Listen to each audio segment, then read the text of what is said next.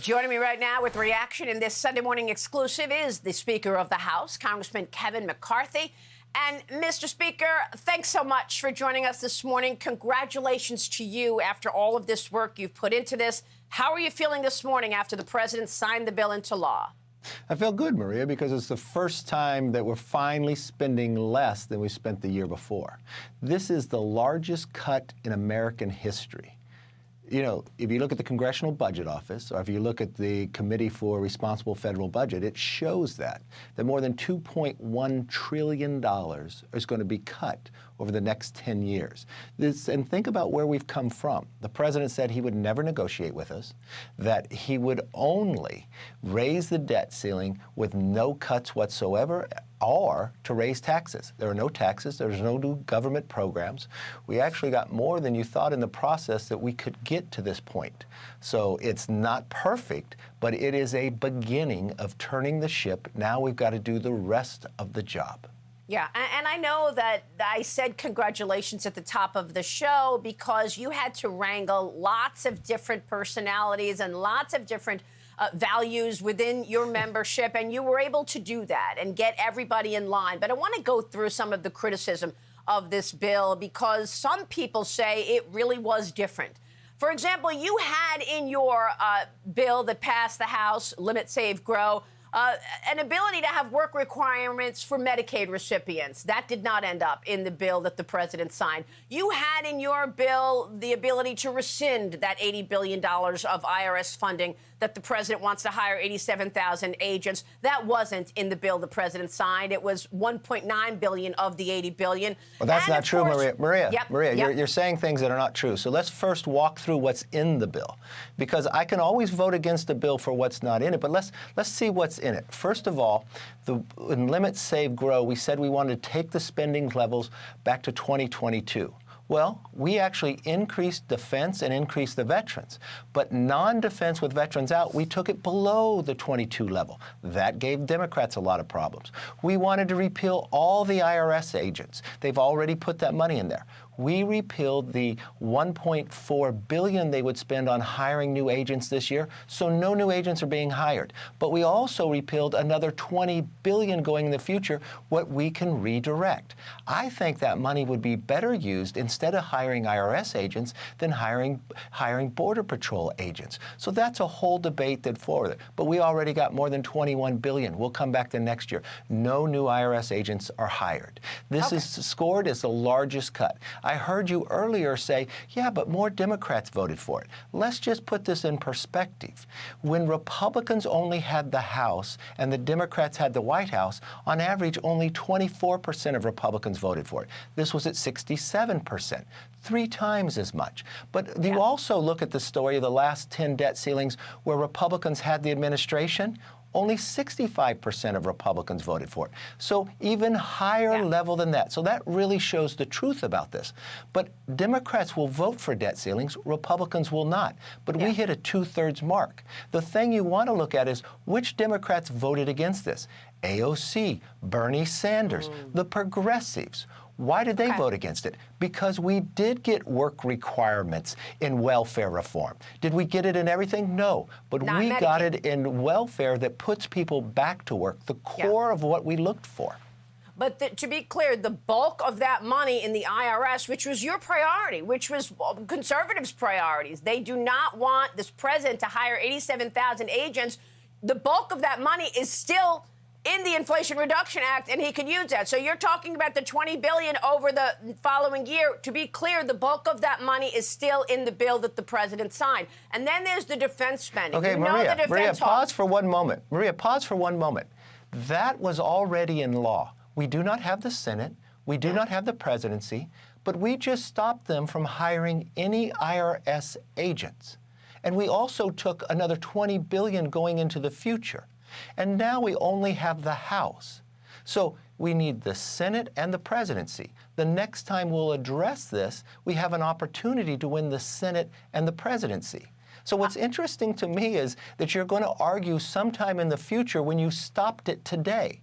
So if we are strong today with a 5-seat majority in the House, think about how strong we will be when we have the Senate and the White House. It's interesting to me if we had a success today that's not good enough for something in the future. I didn't say this was perfect, but I stopped any IRS agent from being hired today. Which no is one's good getting news. hired. So I think that would be good enough. Instead, what would be the option, Maria?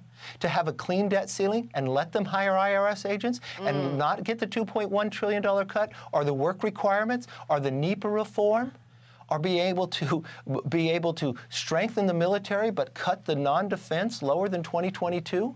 If you want to have a perfect legislation, even when you have a majority of Republicans in the House and Senate and the presidency, we never had this. This is a bigger cut with one House. Yeah. Congressman, I want to get your take on the appropriations process here, because I wonder if Chuck Schumer is going to be able to blow all of this up by the time any of this gets to the Senate in terms of the power of the purse that the Republicans are always talking about. Let's talk about the rules around this. If you get your work done and you deliver the 12 appropriations bills on time, then it goes to the Senate.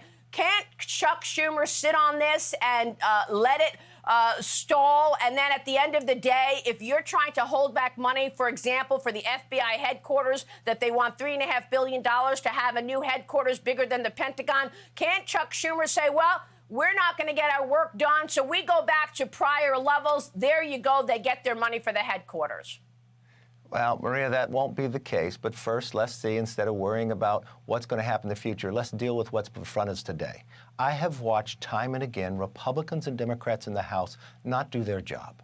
I've watched on your show when I come on here and rally against these omnibus bills that are being passed for $1.7 trillion, that are sitting before us right before Christmas. What we were trying to do is change the structure of Washington. So if Washington doesn't do their job, what are the consequences? Where can the American people stand up? So it doesn't matter if it's Chuck Schumer. It doesn't matter if it's myself.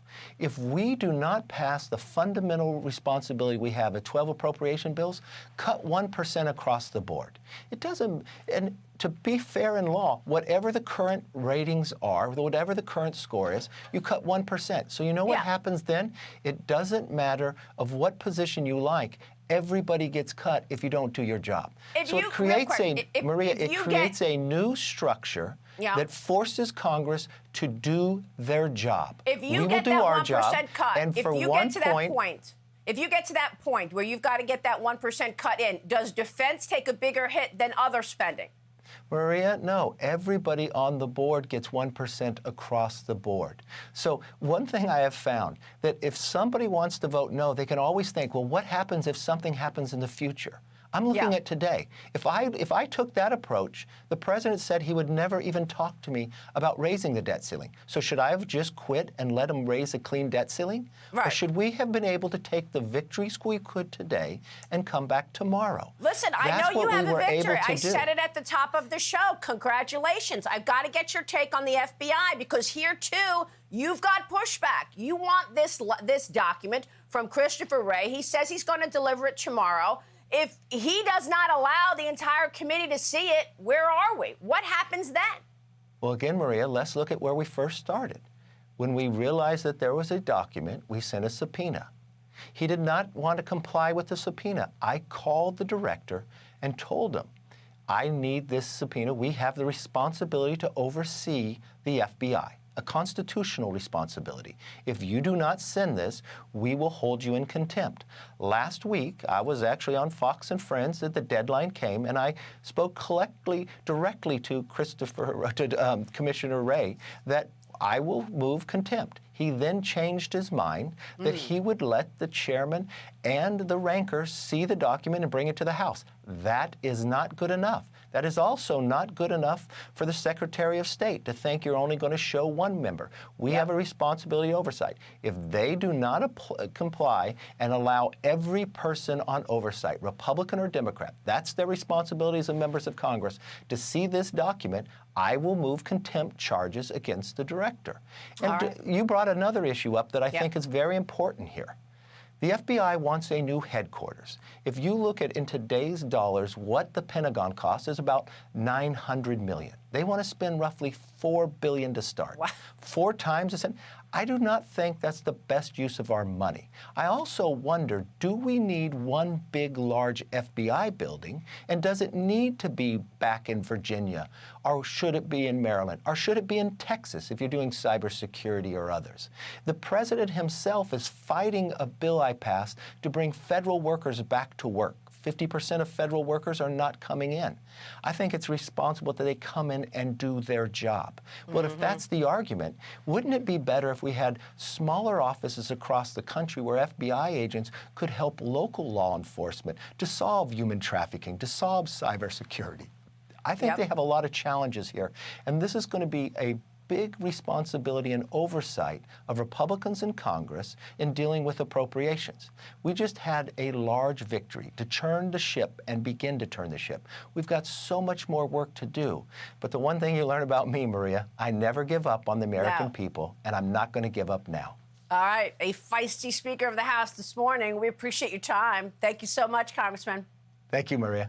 Hi, everyone. I'm Brian Kilmeade. I want you to do me a favor. I want you to click to subscribe to the Fox News YouTube page. This is the only way that I know for sure that you're not going to miss any great commentary, any great news bites, any great interviews coming your way on Fox. You can get it all here on YouTube. So subscribe right now.